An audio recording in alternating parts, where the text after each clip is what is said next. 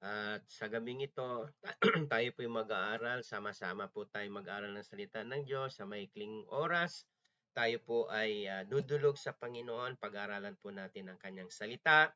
Ang ating salitang pag-aaralan po ay hango po sa aklat ng Salmo, Psalms 119, verse 9 to 10. Sabi po doon, pinamagatan po itong staying pure in God's Word. Verse 9 ng Psalms 109, verse 9 to 10, sabi po doon, how can a young person stay on the path of purity? By living according to your word. I seek you with all my heart. Do not let me stray from your commands. Purihin ang Panginoon sa kanyang buhay at makapangyarang salita na ating pag-aralan sa gabing ito. Saglit muna tayo yumuko. Tayo po'y manalangin. Salamat po dakilang Diyos. Minsan pa sa oras nito na kami dudulog sa inyo at sa inyo po namin, O God, patuloy ipinagkatiwala ang aming pag-aaral, Panginoon. Samahan niyo kami, Panginoon. Lord, Holy Spirit, be our real teacher today. At patuloy, Lord, ikaw po ang maitaas, may tanghal sa aming kalagitnaan.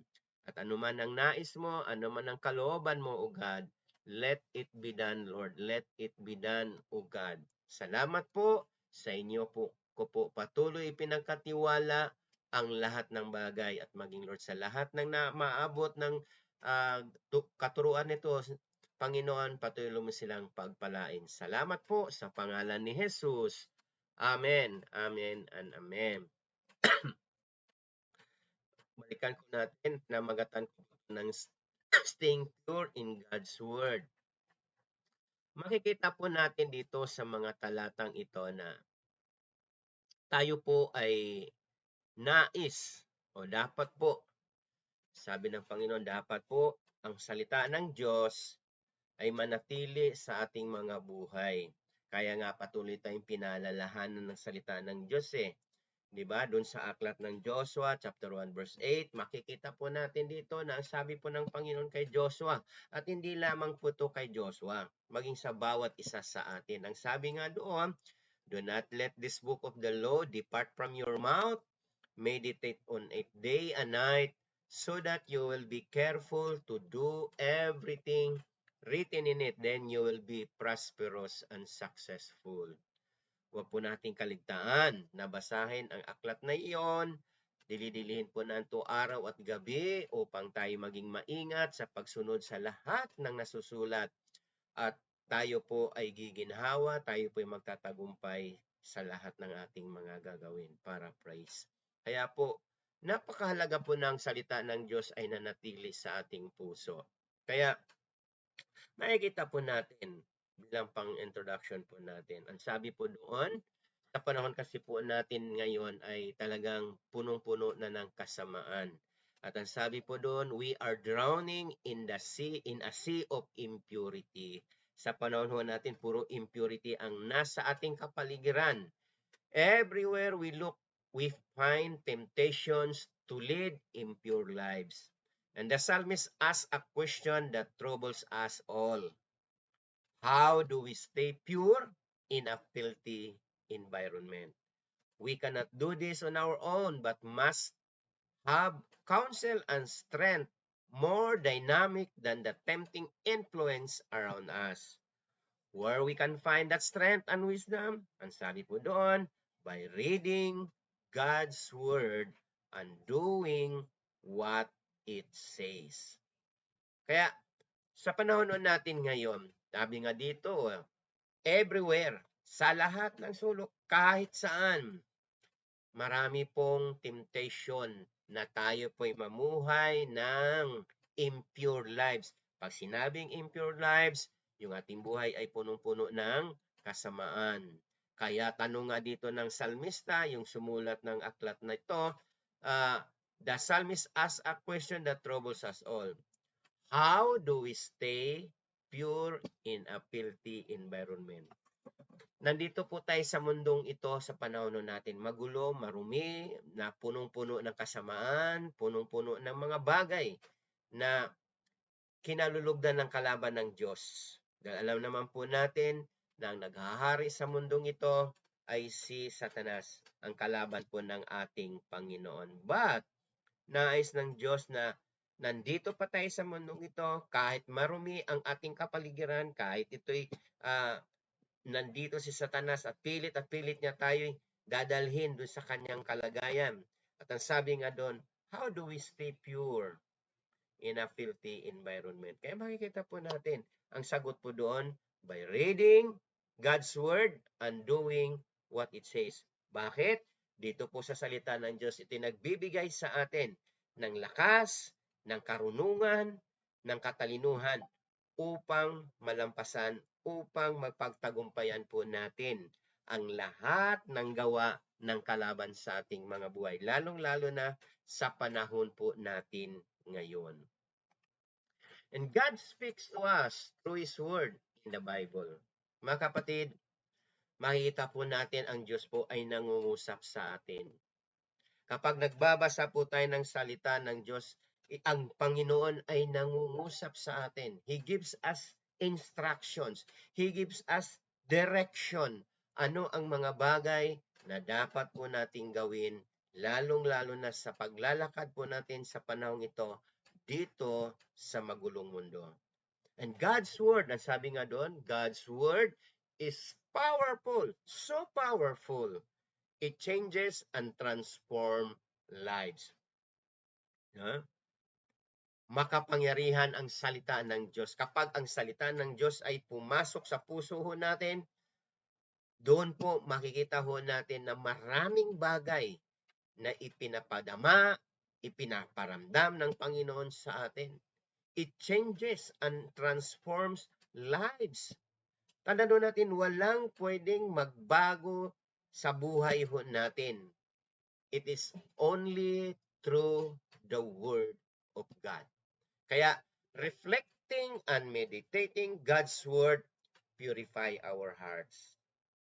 Napakalaga po pala ang salita ng Diyos. Ito po kapag binabulay-bulay ho natin, nagre-reflect sa puso ho natin. Kapag tayo po nagkaroon ng reflection sa buhay natin at mini-meditate, binubulay-bulay po natin ang salita ng Diyos, it purifies our heart. Maraming mga bagay na pilit na inilagay ng diablo sa ating puso at isipan. At ngunit sa pamamagitan ng salita ng Diyos, inaalis ng Panginoon ang lahat ng itinanim ni Satanas sa ating kaisipan, maging sa ating puso. It protects us from wrong thoughts, desires, and attitudes. Ganun ka-powerful po ang salita ng Diyos. Kaya, napakahalaga mga kapatid, na ang salita ng Diyos ay manatili sa buhay ng bawat isa. Paano ba natin tayo magkaroon ng purity? Ito po yung pag-aralan po natin. May lang po pong iilan na ating pag-aralan na iiwanan ko po sa bawat isa sa atin. Sabi po doon, how can we stay pure? Yan. Paano tayo makapanatili na naging malinis ang ating puso? Blameless ang ating puso. Bagaman tayo po'y nagkamali, tayo nagkasala, alam po ng Diyos yan. And paano po tayo, how can we stay pure? Number 1, by obeying God's Word. Yung binasa nating talata kanina, Psalms 119 verse 9, how can a young person stay on the path of purity?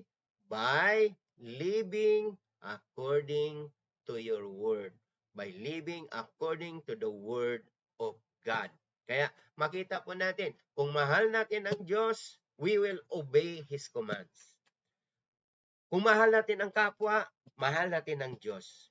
At kapag minahal natin ang Diyos, hindi pwedeng hindi natin sundin ang salita ng Diyos. Because we love God, we will follow or we will obey His commands.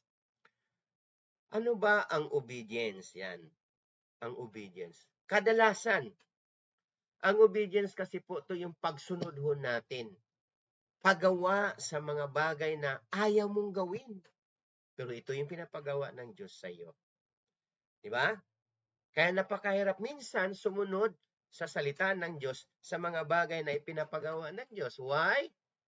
Hindi yan ang gusto mo eh. Hindi yan ang gusto natin, but it is the command from God. Ang salita ng Diyos ay binigay sa atin. It is not an option.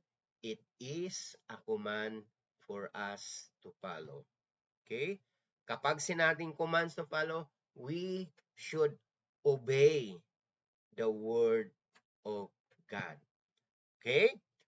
Sundin natin ang salita ng Diyos. Dahil napakahalaga po ng salita ng Diyos. Luke 11 verse 28, he replied, "Blessed rather are those who hear the word of God and obey it." Mapalad ang mga tao nakikinig sa salita ng Diyos at hindi lang nakikinig. Obey the word.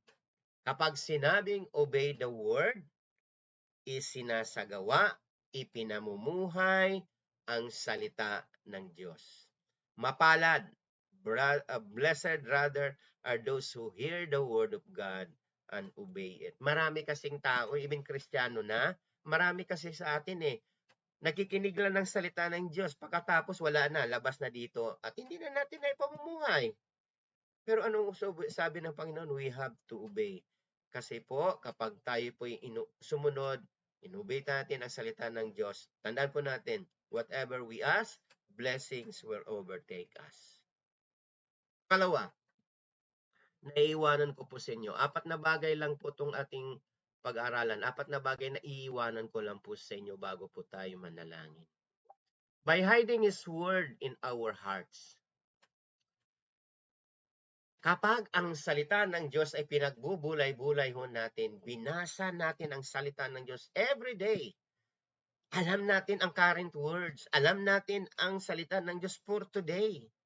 At kapag ito'y inilagay natin sa ating mga puso, ang sabi nga doon, if we put God's words in our hearts and mind, it will guard us from any sinful ways. Bakit sinabi ito? Dahil alam pa ng Panginoon, dahil tayo po ay makasalanan. Tandaan po natin yan. Kaya kung walang guard, walang nagbabantay sa ating puso't isipan, kapatid, madali lang po tayo madaya ng kalaban. Madali lang po tayo matempt. Why? Wala ang salita ng Diyos na nagbabantay sa ating mga puso. Na huwag nating magawa ang mga sinful ways na ninanais ng ating laman. Psalms 119 verse 11, I have hidden your words in my heart that I might not sin against you. Okay? Tingnan mo naman dito, Psalms 119 verse 11. Ang sabi po ng salmista, itinatago ko, Panginoon, ang iyong mga salita sa puso ko upang ako'y hindi magkasala laban sa iyo. Ganun ang salita ng Diyos, kung paano niya iniingatan ang salita ng Diyos sa kanyang puso. Itinatago niya sa kanyang puso. Binubulay-bulay niya to araw at gabi upang tayo po ay hindi magkasala laban sa Diyos. Psalm 66 verse 18, ang sabi nga po doon, kung sa kasalanan ako'y magpatuloy, di sana ako dinidinig ng ating Panginoon. Doon sa English po na, if I cherish sin, the Lord will not answer my prayers. Okay? Kapag tayo po ay nanatili na namuhay at may kasalanan tayo sa puso natin, kapatid, sabi nga doon, the Lord, ang Panginoon, ay hindi niya tayo dinidinig sa ating mga panalangin. Kaya makita natin, we have to developing the discipline of God's Word, fill your heart, mold your character, direct your behavior, and transform your life. Nung hindi pa tayo nakakilala sa Panginoon, ano ba ang buhay natin? Paano ba tayo namumuhay? Pero nakarinig tayo ng salita ng Diyos, may nagsabi, may nag-share sa atin ng salita ng Diyos at tinanggap natin ang salita ng Diyos, tinanggap natin si Jesus sa buhay ng bawat isa sa atin. Tandaan po natin, kapatid, binabago ng Panginoon ang ating puso, binabago ng Panginoon ang ating pananaw, binabago ng Panginoon ang ating isip, at siya po ay nagdedirect na sa ating buhay. Why? Nais niyang matransform ang ating buhay ayon sa kanyang kalooban, ayon sa kanyang nais, Panginoon, ayon sa kanyang nais para sa bawat isa sa atin. Pero tandaan natin, ang plano ng Diyos para sa bawat isa sa atin ay napakagandang plano. Kaya hindi hinahayaan ng Panginoon na tayo mamuhay ng may kasalanan. Pero lahat tayo nagkamali, lahat tayo nagkasala. Alam po ni Lord yan.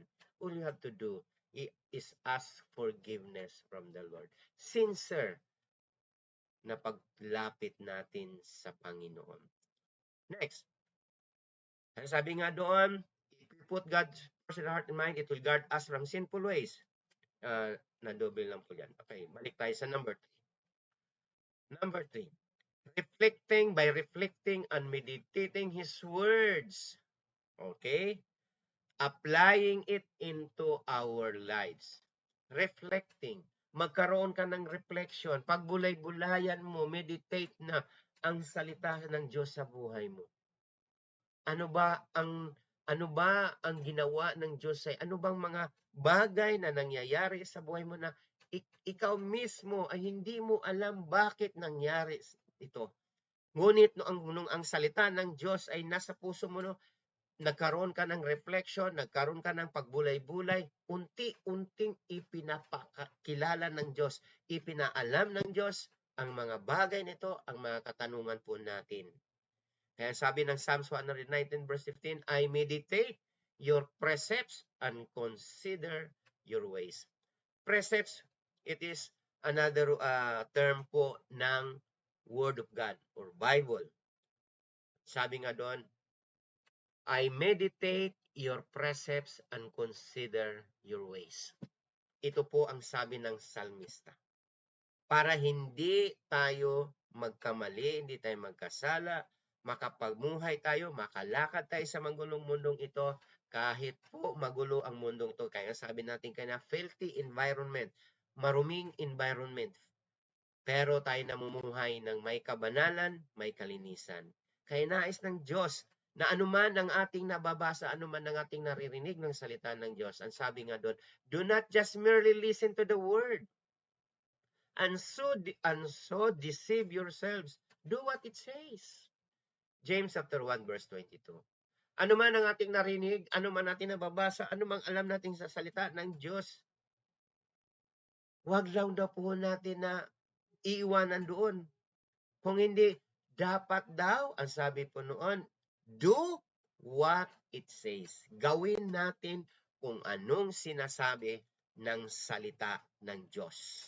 God has given us minds and demands that we must use them in understanding and applying His Word. Mga kapatid, napakahalaga po nito. Hindi lamang po tayo nagbabasa ng salita ng Diyos. Hindi lang po parang nagbabasa lang po tayo ng comics. We have to meditate. We have to, namnamin natin ang salita ng Diyos. Magkaroon tayo ng reflection. Ano ba ang ginagawa ng salitang ito sa buhay ko? Pagbulay-bulayan natin, Lord, ano ba ang nais mo, Panginoon? And we have to apply all these words sa ating mga buhay.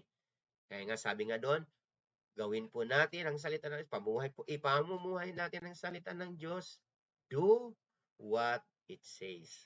Dahil kapag hindi natin, ang sabi nga ng Bible di ba? Kapag alam mo daw po ang isang bagay na tama at hindi mo to ginagawa, ikaw ay nagkakasala. Kaya po, pinaalalahanan lang po tayo ng ating Panginoon yung kahalagahan na tayo po ay patuloy na magbulay-bulay, magbasa ng salita ng Diyos. And last, by delighting in God's Word. Kaya, kailangan how to stay pure? By delighting in God's Word. Psalms 119 verse 16, ang sabi nga doon, I delight in your decrees, I will not neglect your words. Masabi ng salmista, I delight in your decrees. Decrease is ito po isa sa mga pangalan ng ito po yung ibang pangalan ng salita ng Diyos.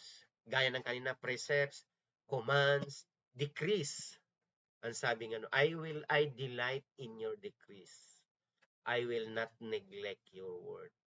Kapag naglulugod ka, natutuwa ka sa mga sinasabi ng bagaman minsan mahirap, pero alam mo na doon sa mga salita na yan, may pangako ang Panginoon na kapag ginawa natin ang mga bagay na ito, God will surely bless us. Psalms 37 verse 4, kayawi mo hanapin ang kaligayahan, delight yourself in the Lord, and He will do this. He will do everything na nais para sa iyo. Kayawin mo hanapin ng kalagayan at ang pangarap mo'y iyong makakamtan. Ganun po kabuti ang Panginoon. Kapag tayo po ay patuloy na nalulugod, na delighting in God's Word. Excited ka sa salita ng Diyos. Lord, ano naman po ang sabi mo sa akin sa araw nito? Ano naman po, Lord, ang mga bagay na ipinapagawa mo sa akin sa araw na ito? I delight in your words, O God. Kaya po mga kapatid, napakalaga po sa atin na araw-araw, punong-puno tayo ng salita ng Diyos upang, ang sabi nga doon, nang binasa natin kanina, Psalms 119 verse 11, ay hide your words sa puso. Di ba? Upang ako hindi magkasala. That means, magawa natin yung tama, magawa natin yung mga bagay na ipinapagawa ng Diyos sa atin, at hindi po tayo maliligaw. Kaya, sabi po doon, delighting in God's Word. Tayo po ba ay nalulugod na ito pa nadidelight tayo sa salita ng Diyos? Or ala lang, binasa mo lang, ala lang. Pero alam mo, kapag binasa mo yan with excitement na nangungusap sa iyong Lord, nakikinig ka sa sinasabi ng Panginoon. Tandaan po natin, kapag may panahon po tayo sa Diyos, minabulay-bulay natin ang salita ng Diyos.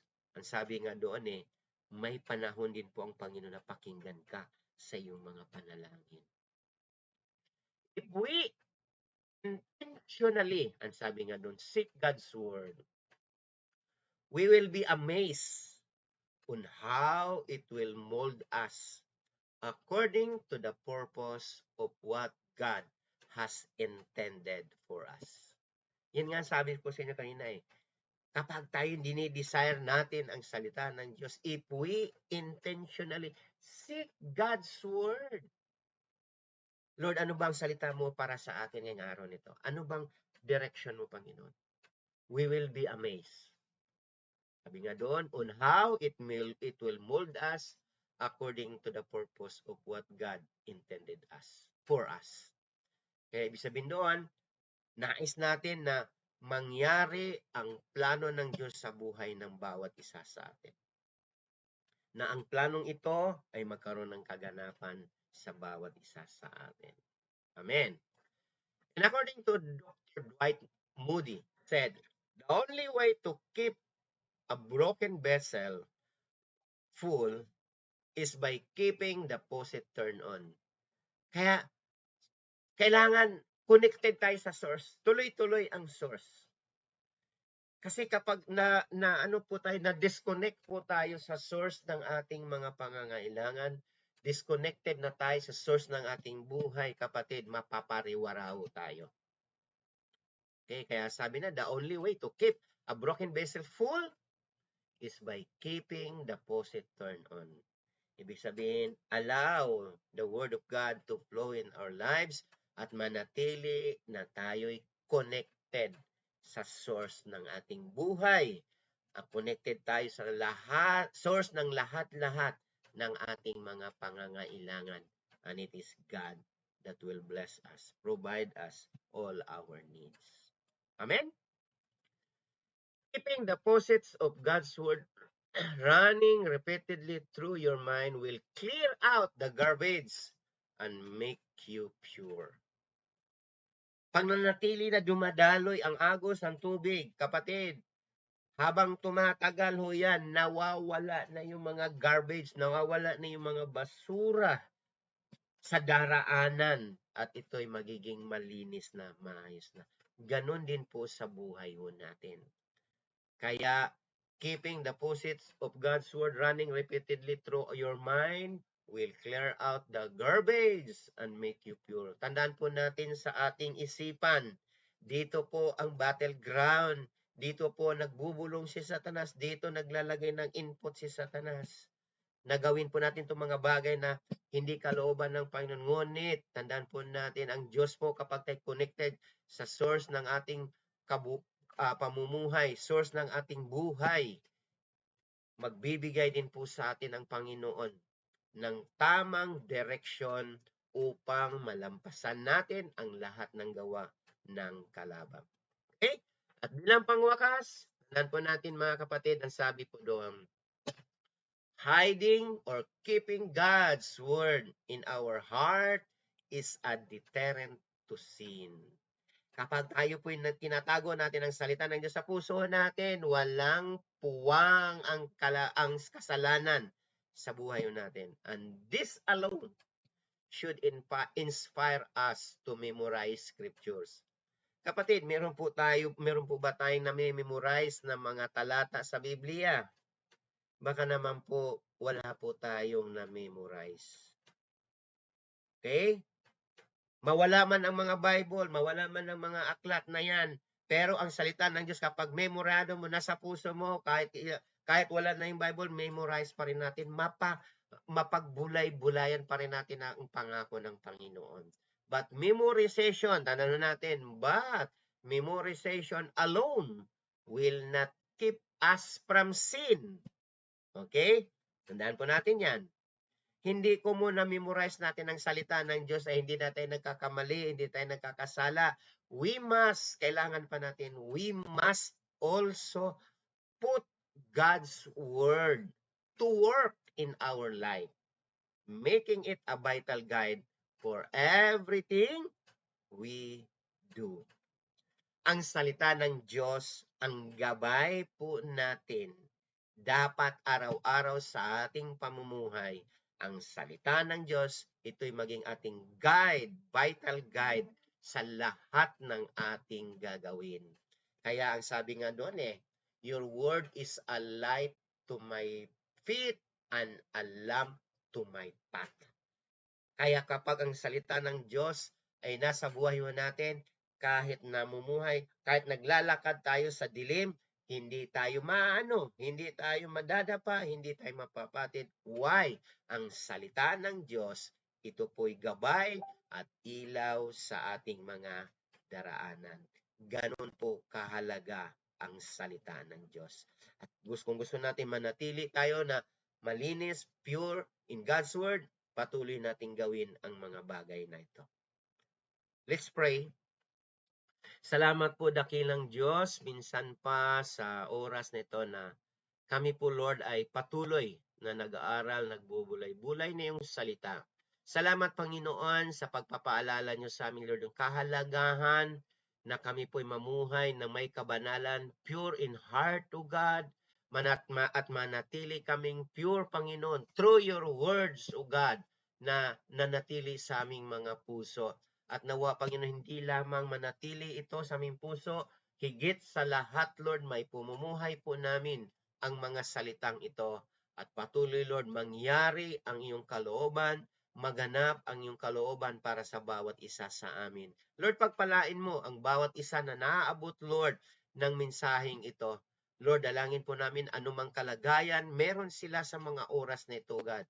Bless them, Lord. Katugunin mo ang lahat ng kanilang mga kahilingan, Panginoon. Patuloy, Lord, magpakilala ka pa sa kanila, makilala ka pa nila, Panginoon, in a more biblical and personal ways, so God. Maraming pong salamat, Panginoon, sa iyong mapagpalang, mapaghimalang kamay. Ipinagkatiwala ko po sa inyo ang lahat ng bagay. Salamat po. Ito po ang aming salmo't dalangin ng may pananampalataya sa pangalan po ng aming Panginoong Hesus.